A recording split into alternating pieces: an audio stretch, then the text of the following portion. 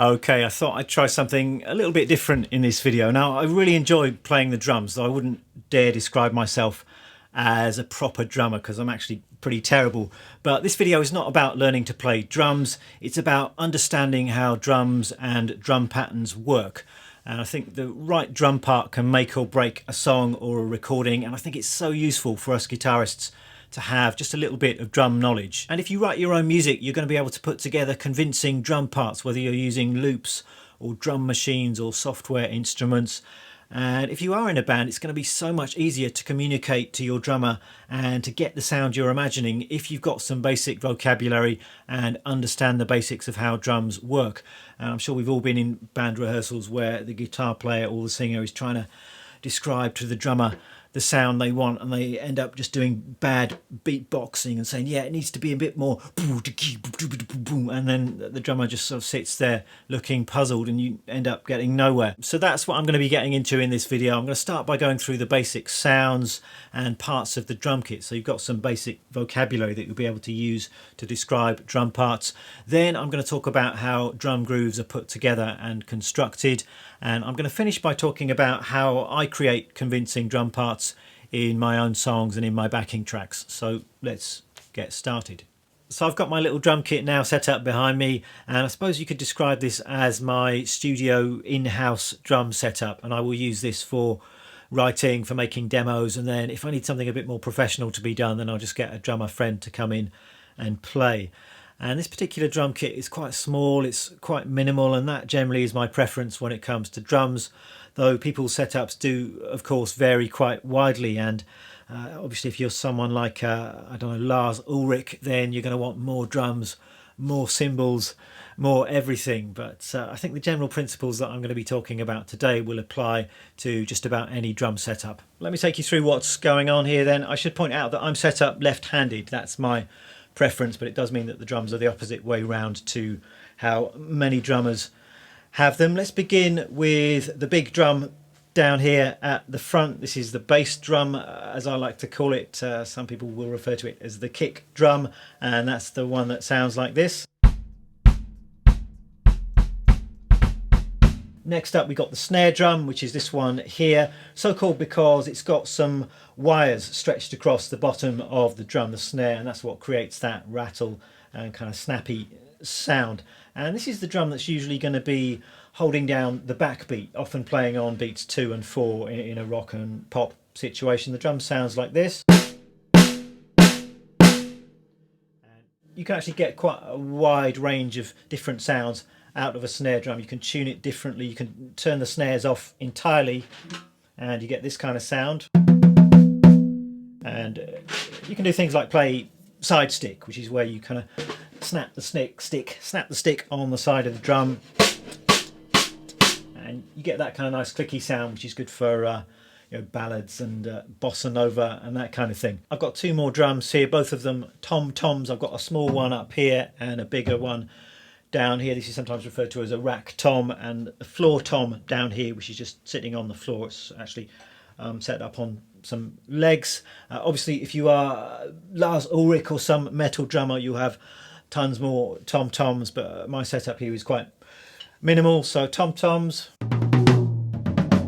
Moving on to the cymbals then, and over here I've got the hi-hat, which is basically a pair of cymbals which are kind of clamped together. And you can operate this with the foot. If you can see there, the cymbals are apart, and then you press the foot down and they come together. And this is often where you're going to be keeping time and creating a subdivision in the groove. So it sounds like this. And again, you can get quite a wide range of sounds out of the hi-hat. You can have it kind of really tight and clicky, or you can open the hi-hat up a little bit with your foot, and then you get more of a splashy kind of a rock sound.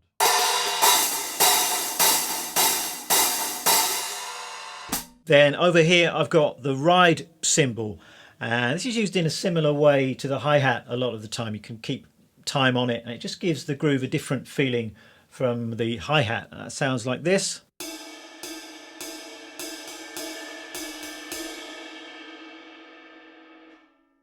And then lastly, I've got one more cymbal up here, which is a crash cymbal.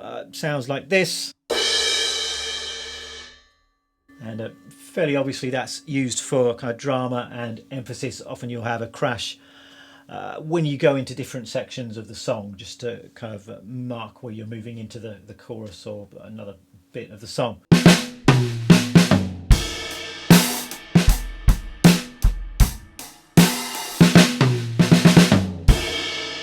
I've just moved myself around a little bit, and I'm going to go to the computer and try and demonstrate how some classic drum patterns, drum grooves are constructed. And I'm going to do this inside Ableton Live, which I don't normally use, but I do think it's very clear for demonstrating this kind of thing. So I've actually got some drum sounds loaded up here. These sounds are based on the DMX drum machine, one of my favourite drum machines, famously used by New Order for Blue Monday. Goes something like that. And what I'm going to do is just program in some of these drum patterns. You've got a couple of main options when you're programming drum patterns like this. You can actually play in the patterns manually using pads or using a MIDI keyboard, or you can draw in the drum beats, the notes, on screen. So you can see here inside Ableton, it works much the same way in any computer-based recording software. I think if you're recording MIDI information, there'll be some kind of grid, and you can see that horizontally we've got this 8-note grid, and you can draw notes in these slots. And this is just a 4-beat loop that I've got set up here. And then in this column on the left-hand side, we've got the individual drum sounds that I've got available at the moment. So let's start with the most basic, the most classic rock groove, and I'm going to want a snare on beats 2 and 4, so I can put my snare there and there. And then we'll need a kick drum as well, so let's just have a very basic kick on 1 and 3. Very often you have the kick falling in between the snare drum hits. You don't have to do that, but it always works pretty well. And I think we need some hi-hat as well, so let's have some closed hi-hat. Maybe we'll have some 8 notes.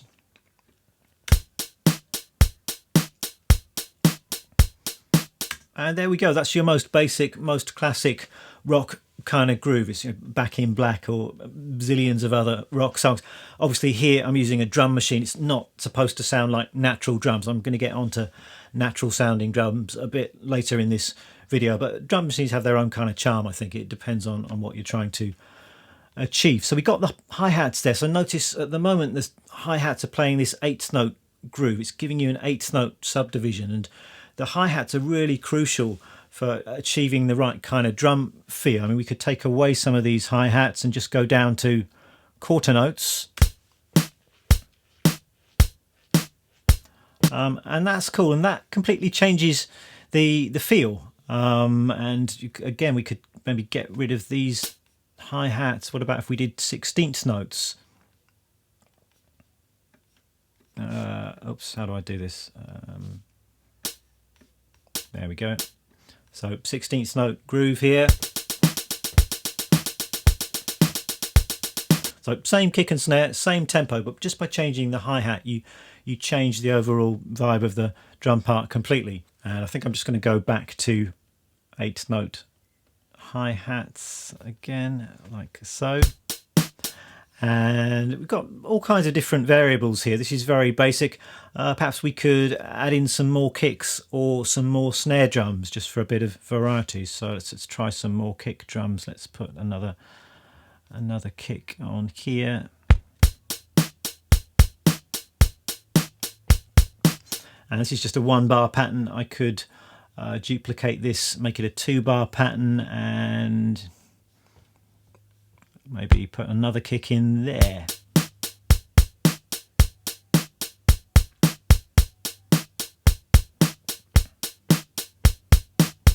Another common thing to do is to add some occasional open hi-hats, and that just gives a little bit of variety to the groove. So maybe I'll have an open hi-hat at the end of this 2-bar pattern.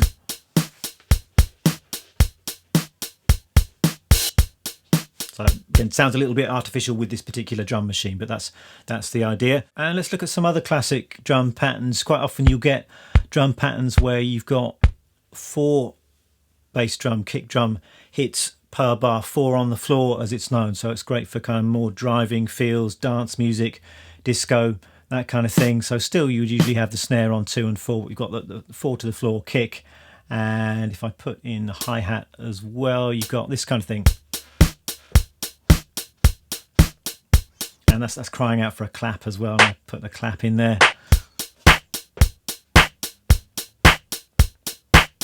And you can obviously change the tempo as well. Maybe I'll just push up the tempo on that slightly.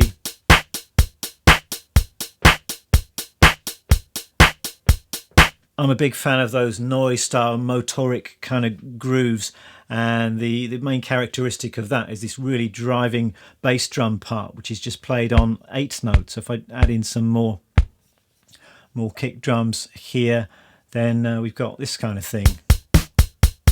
Maybe just go a little bit faster on that one.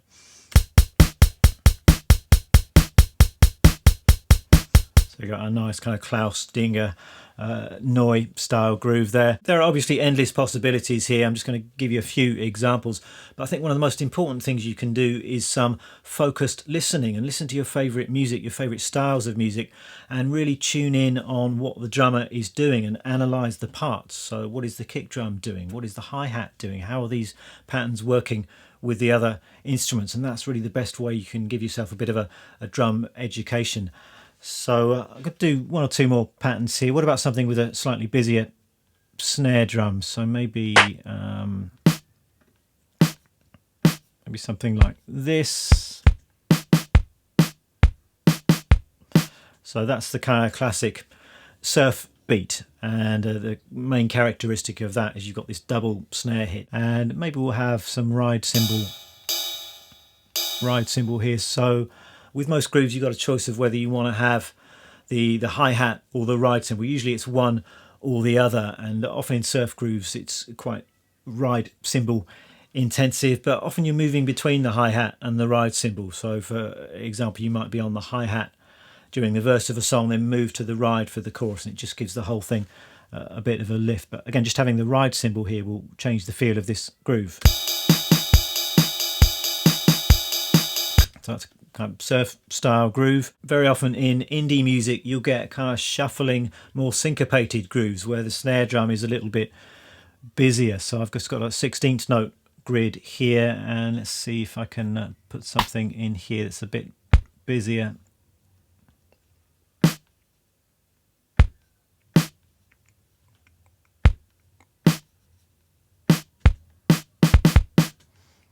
So that's the classic sort of Manchester sort of baggy style beat. If I just put some hi-hat in there as well. In fact, maybe we'll do 8th note hi-hat. I don't want to open. Let's have 8th note closed hi-hat. So I'm a little bit clumsy with Ableton, but I'll get there eventually. Here we go.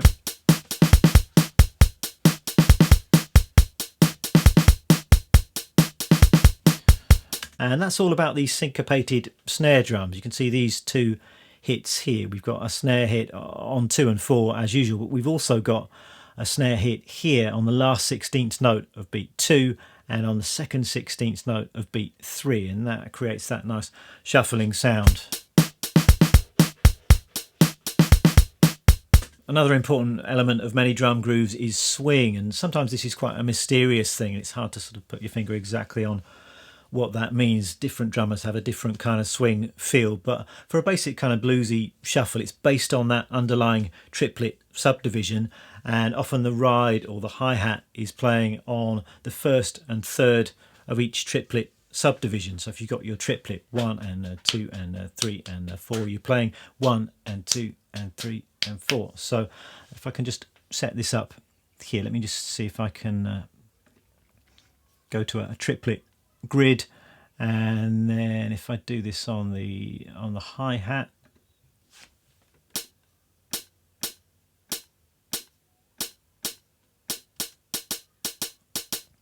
there we've got a bit of a swinging hi-hat. I can just add in the kick and the snare as usual.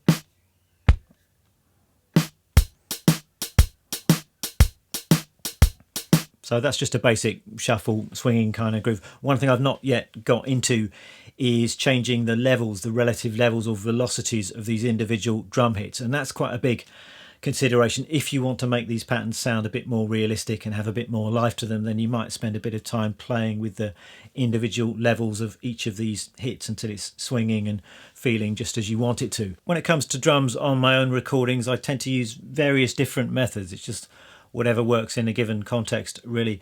I suppose ultimately there is no substitute for real drums and a real drummer if that's what you're after and if that's what's going to best fit the music. So for certain recordings, then I will do that. The only problem with that is it's difficult to record drums well, and it's time consuming, and it can be expensive if you need to hire a studio and a session drummer. Then at other times I will use drum machines. I've got a few hardware drum machines, and each of those has got a real character to it, so I do enjoy using those for certain types of music. And then, as I've just spoken about, I will use software instruments and plugins inside the computer as well. And they've got so good these days that they can sound really, really convincing. And I'm sure in a blind test, I would probably be fooled into thinking that some of these virtual instruments were actually real drummers. And then one further option would be to use loops, and this can actually be the easiest way to get realistic drum sounds. If you're a beginner, you can just buy a pack of loops, and essentially they are just recordings of a real drummer, and it can sound really, really great. But it's still can be a little bit tricky to get good results with that, because you do need to select the right loops that are going to be appropriate for what you're trying to do, and you still need to put them together in the right kind of way. So that's where a little bit of this drum knowledge that I've been talking about will come in very useful. So I want to move on and talk about how I create drums for my backing tracks and performances on this YouTube channel. It is something that I really enjoy doing, and I try and get the backing track sounding as good as I can and the drums sounding as authentic as possible. So this is my process. I mean, it has changed and evolved a little bit over the years, but I've just got a backing track that I put together for a recent video I did on diagonal minor pentatonics. So I'm just going to pull that up here, and I'll take you through the Pro Tools session and show you how it's put together. Now, as far as drums go, what I've been using recently is something called Superior Drummer, which looks like this. I've been using this for the past 6 months or so. I think I've got various other drum sample libraries. Occasionally I will use loops. Occasionally I will use things like Native Instruments has got various quite good sounding drum libraries. But I think Superior Drummer is probably the most detailed, the most realistic of all the virtual drummers out there. And there is a little bit of a learning curve with it. It's a very deep application, but you can get started quite quickly with it. It does actually come with lots of preset grooves, so if you don't fancy programming in your drum patterns from scratch, then you can just kind of search through the various patterns that come bundled with it until you find something that's close and that works, and you can just audition them like this. And certain you can kind of search by style and whether you want fills or chorus parts or verse parts, whatever it might be. So it's quite versatile in that respect. But personally speaking, I don't use that preset stuff very much, or if I do, then I will edit it quite a lot. I think particularly if you're trying to come up with drum parts that are going to fit a song of your own, or if you're doing a cover of someone else's song, then you want very specific drum parts, and you've got to actually program those drum parts in note by note if you want some good results. You can't really just rely on preset MIDI files or drum loops that you've bought from somewhere. And that's what I did with this particular backing track. If I just play you a little bit of it here.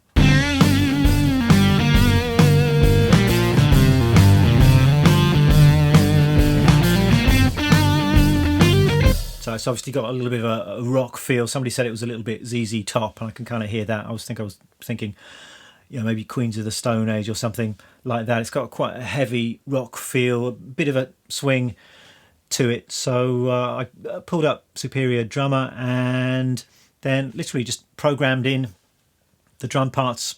I think I probably played in the basic pattern on the MIDI keyboard, and then once you've got the notes in here, you can play around with them. So if I just solo the drum part here, you can hear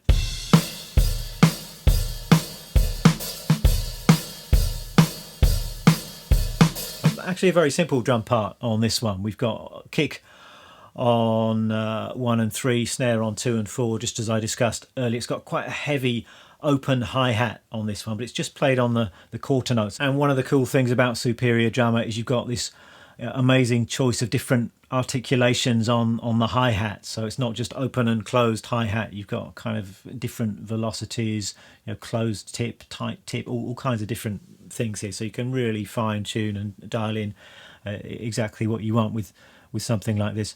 So programmed in that basic pattern. Underneath here you've got the velocities as well, and this is super important if you want a realistic drum part. So particularly with hi-hats, you don't want all of those hi-hat hits to be exactly the same, or it's just going to sound completely robotic. So you can see that there's a little bit of variation in those hi-hats there. You can kind of randomize it and humanize it in various different ways as well. And that's our basic groove, and there is a little bit of a swing to it, and it's suggested mainly by the guitars, but it is there in the drums as well, and it's really in these snare hits at the end of the phrase. So it's on these sort of triplet subdivision. I've got a triplet grid here, and you can just hear at the end of the phrase the snare is skipping a little bit.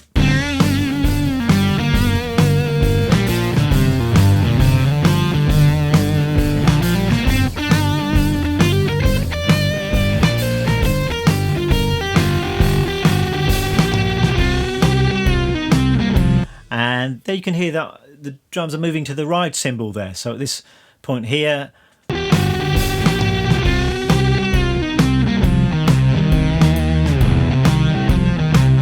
so that's a really good way of just sort of changing the mood, of sort of giving the groove a bit of a lift. And that went with the chord change on the guitars. The drums move from the hi-hat onto the ride cymbal, and then it moves back again to the hi-hat when the chord change goes back.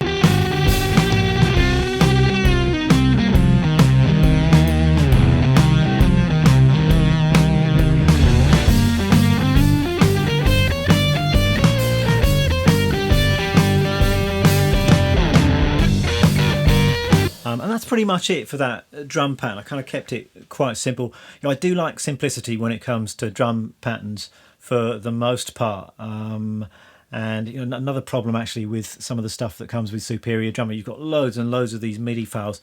The majority of them are just too busy and just not usable. They're sort of very kind of chopsy and all of this kind of flashy stuff, which is just it's not what I'm into, and it's not what I want from drums most of the time. I just like nice, solid, simple drums, simple fills as well. I mean, that's not something that I've spoken about much in this video, but drum fills, obviously going to want those at the end of sections of a song, to lead into the chorus, to lead into the next bit of the song. And you can do all kinds of flashy stuff if you want to, but often I just like very simple stuff. So there's just a basic drum fill here at the end of the phrase.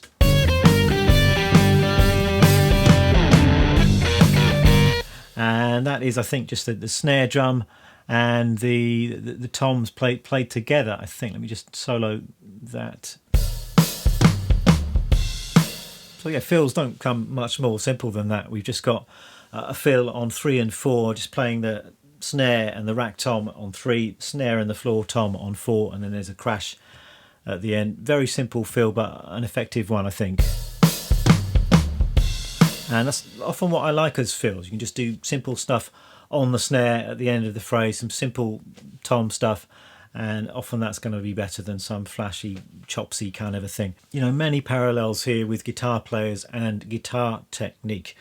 For the most part, like tasteful guitar playing. I don't like gratuitous displays of chops and technique, and I feel the same way about drums. Well, there we are. It does feel a little bit weird having done an entire video where I've not picked up a guitar once. I feel distinctly weird, but I hope this has been useful to some of you. As I said right at the start of this video, I think it's so useful for us as guitar players to just understand the basics of how drums work, have a little bit of drum knowledge. So yeah, I hope you found this interesting. I will probably be back to playing guitar next week, and I will see you then.